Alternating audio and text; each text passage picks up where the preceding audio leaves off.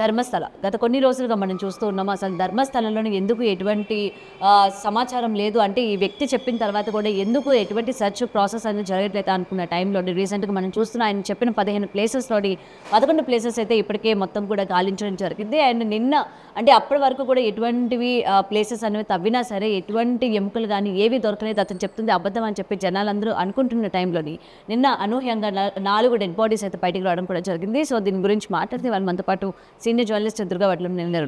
Ma'am నమస్తే. నమస్తే అండి. రైట్, ధర్మస్థల గతంలోని మనం మాట్లాడుకున్నట్టు ఈయన చెప్పినవి పోలీసులు నమ్మొచ్చా నమ్మకూడదా, తవ్వకాలు చేస్తారా చేయరా అనుకున్న టైంలో చేస్తున్నారు. కొన్ని చోట్ల దొరుకుతున్నాయి, కొన్ని చోట్ల దొరకట్లేదు. ఇతను చెప్పింది అబద్ధం అని కొలిక్కి వచ్చే టైంకి నిన్న 4 డెడ్ బాడీస్ బయటికి రావడం కూడా జరిగింది. ఇప్పుడు ప్రభుత్వం ఏ విధంగా వ్యవహరిస్తుంది అంటే డిపార్ట్మెంట్ మీద ఎటువంటి ఒత్తిడి పడే అవకాశాలు ఉన్నాయంటారు? ఇంకా ఇతను చెప్పిన ఇంకా మూడు ప్లేసెస్ కూడా ఉన్నాయి కాబట్టి అక్కడ కూడా శవాలు దొరికిన తర్వాత ఏం చేయబోతున్నారంటారు? ఇప్పుడు శవాలు ఎన్ని దొరికాయని కాదండి, అతను చెప్పిన చోట దొరికాయా లేదా అంటే అతను చెప్పింది కరెక్టే అని మనకు అనిపిస్తుంది. మనం కూడా కొంచెం సందేహపడ్డాం, అంటే నిజమా కాదా, అవి అసలు నిజంగా దొరుకుతున్నారా లేదా, ఇతను ఊరికే చెప్తున్నాడా. ఎందుకంటే ఎప్పుడో 15 ఏళ్ల క్రితం ఇతను స్కావెంజర్గా పనిచేశాడు. తర్వాత నేను పాతి పెట్టాను 100 శవాలకు పైగా అన్నాడు.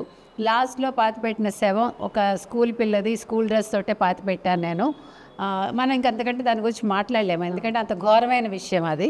ఆ తర్వాత నేను భయపడి పారిపోయాను అన్నాడు అతను. సో మళ్ళా ఎందుకు వచ్చాడు, ఇతను వెనకాల ఎవరున్నారు, ఇన్ని సందేహాలు మనకు వచ్చాయి.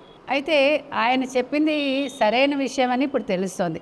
కాకపోతే ఏంటంటే ఎక్కువ సార్లు కాంగ్రెస్ ప్రభుత్వం ఉంది, 1-2 సార్లు బీజేపీ ప్రభుత్వం ఉంది. ఏ ప్రభుత్వాలు ఉన్నా కూడా ఇది ఒక అంటే పుణ్యక్షేత్రం ఇది.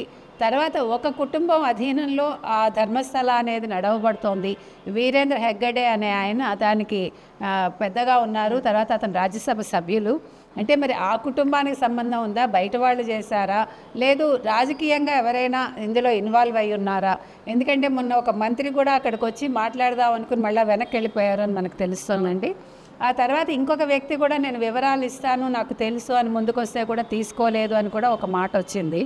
సో ఇవాళ ఎవరైతే ఈ స్కావెంజర్ ఉన్నారో ఆయన చెప్పింది చోట వెతికితే నిన్న 4 శవాలు దొరికాయి. వాటిని ఫారెన్సిక్కి పంపించడం జరిగింది.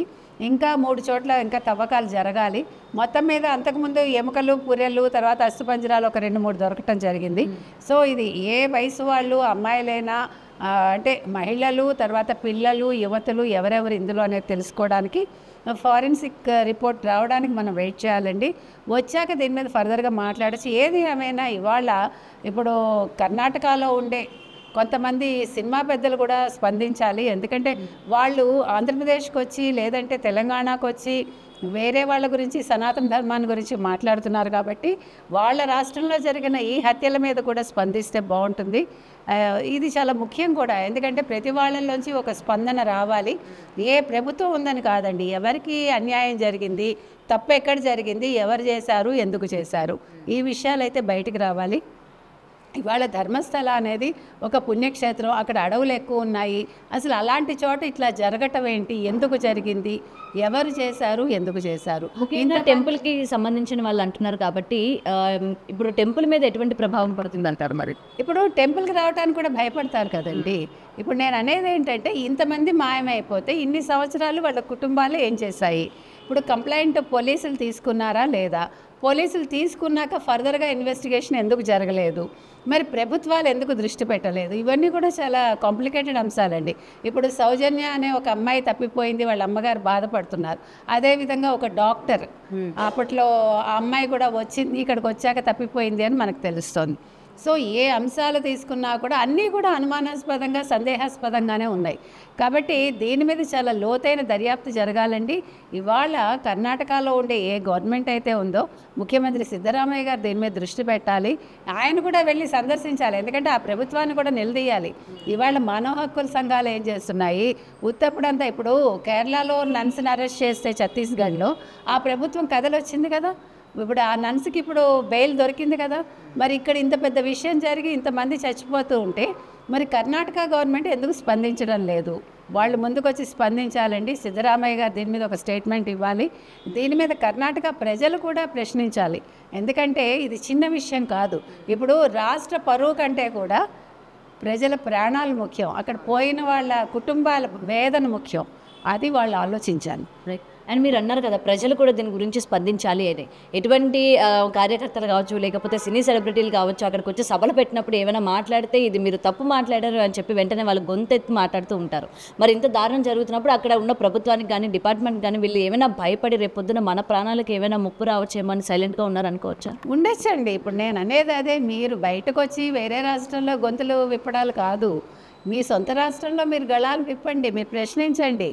అక్కడ కూర్చొని ప్రశ్నించకుండా ఇక్కడికి వచ్చి ఆంధ్రప్రదేశ్ ప్రజలనో లేదా ఆంధ్రప్రదేశ్ నాయకులను, రాజకీయ నాయకుల్లో ప్రశ్నించడం కాదు. తెలుగు వాళ్ళు ఏమి మీకు ఊరికే దొరకరు. అది నేను చెప్తూ ఉన్నది. మీ కర్ణాటకలో జరిగిన దాని మీద కూడా మీరు ప్రశ్నించండి. ఇప్పుడు తప్పు ఎక్కడ జరిగినా తప్పేనండి. ఎవరి ప్రాణమైనా ప్రాణమే.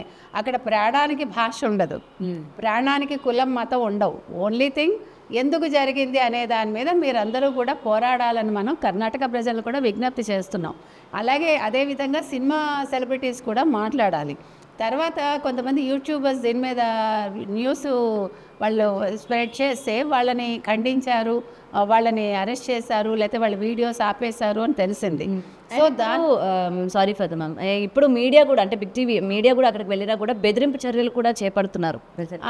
ఇది చూసారా, అంటే అక్కడ ఏదో జరిగింది. సో అదేంటి అనేది ప్రభుత్వమే ముందుకొచ్చి దాని మీద నిర్ణయం తీసుకోవాలండి. అసలు మీడియాని మీరు ఎందుకు ఎలో చేయరు? ఇది చాలా ముఖ్యం. ఇప్పుడు కర్ణాటక ప్రభుత్వం కూడా ఇది మా రాష్ట్రానికి సంబంధించింది, దీని గురించి మీరు మాట్లాడకూడదు అనడానికి వీలు లేదు. ఎందుకంటే మీడియాకు కూడా హక్కు ఉంటుంది, మీడియానే తెలియజెప్పేది. కాబట్టి మీడియాని మీరు ఎలో చేయాలి, మీడియాకి మీరు స్వతంత్ర ఇది ఇవ్వాలి. తర్వాత ఎవరైనా వాళ్ళని ఇబ్బంది పెడుతున్నా లేకపోతే బెదిరిస్తున్నా ప్రభుత్వం దాని మీద దృష్టి పెట్టాలండి. పోలీస్ వ్యవస్థ కూడా దానికి అనుగుణంగా పనిచేయాలి. ఈ విషయాన్ని మాత్రం ఇంతటితో వదలకూడదు, దీని అంతు చూడాలని మనం ఈ సందర్భంగా కోరుతున్నాం. Thank you ma'am.